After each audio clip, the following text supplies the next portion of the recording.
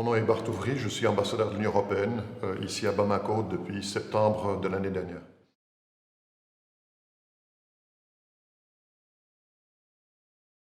Les résultats de l'enquête de CIPRI pour nous ont été très importants parce qu'aujourd'hui nous savons que le Mali connaît 3 crises au nord depuis très longtemps. Il y a les problèmes que nous connaissons depuis l'indépendance du pays, une volonté de certains groupes de plus d'indépendance, de plus de décentralisation.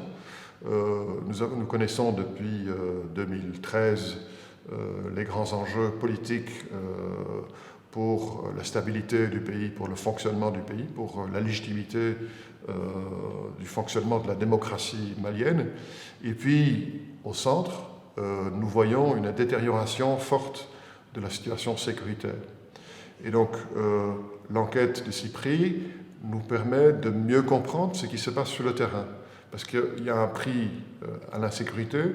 Pour nous, il est devenu beaucoup plus difficile d'aller sur le terrain, de parler aux gens, de comprendre quels sont leurs problèmes. Et donc, cette enquête nous permet, avec beaucoup plus de précision, avec certitude, de connaître quelles sont les craintes, quels sont les enjeux, les défis concrets pour les gens, et puis quels sont leurs espoirs, quelles sont leurs attentes vis-à-vis de l'État malien. Ce qui pour moi est très important, c'est que nous avons vu que même si parfois les gens trouvent d'autres solutions, il y a des milices d'autodéfense, il y a une grande attente et les gens espèrent vivement retrouver un État malien qui leur fournit les services de base, sécurité, mais aussi éducation, santé, infrastructure. Là, les attentes des populations restent fortes.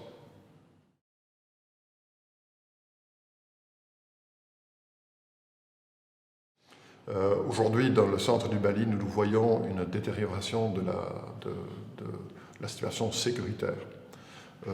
C'est un défi à la fois pour la stabilité du pays, c'est aussi un défi pour notre action sur place. Nous avons une action de coopération en infrastructure, par exemple la construction de routes. Nous avons aussi une action en faveur de l'éducation. Nous avons aussi une action en faveur de la sécurité alimentaire, par exemple l'Office du Niger, la culture du riz. Et toutes ces actions deviennent beaucoup plus difficiles à cause de l'insécurité. Et je crois que plus largement, parce que la coopération n'est jamais un but en soi, pour nous cette insécurité a un prix très élevé. Il n'est pas toujours très visible. Oui, il y a les grands incidents, il y a les attaques sur des postes de police, sur des camps des militaires, mais l'effet de l'insécurité est beaucoup plus important. Ça implique par exemple que des investisseurs ne peuvent plus aller pour créer par exemple des nouvelles cultures de riz, ils seront réticents à le faire. Et grâce à l'enquête de CIPRI, nous pouvons mieux comprendre les défis pour les populations. Aujourd'hui, aller cultiver loin en utilisant une moto, ça devient très difficile, voire impossible, parce qu'il y a dans certaines régions du centre une interdiction d'utiliser des motos. Et pourtant, c'est le moyen de se déplacer le plus facile pour les populations.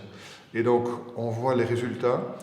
Les gens cultivent moins dans des champs éloignés, donc leur production est moins importante, ils ont moins de surplus. Et en plus, l'insécurité implique aussi que pour eux, ça devient beaucoup plus difficile d'aller au marché. Ne pas pouvoir aller au marché, ça veut dire qu'on ne peut pas revendre les quelques surplus qu'on produit encore. Et donc, on n'a plus les moyens pour payer l'école, pour payer pour des soins médicaux, pour acheter les quelques plus qui permettent d'améliorer son quotidien. Et donc, pour nous, ça nous permet de mieux comprendre quel est l'enjeu, quels sont les défis pour les populations. Le prix de l'insécurité est très élevé. Et je crois que l'enquête nous a permis de mieux comprendre ces enjeux pour les populations.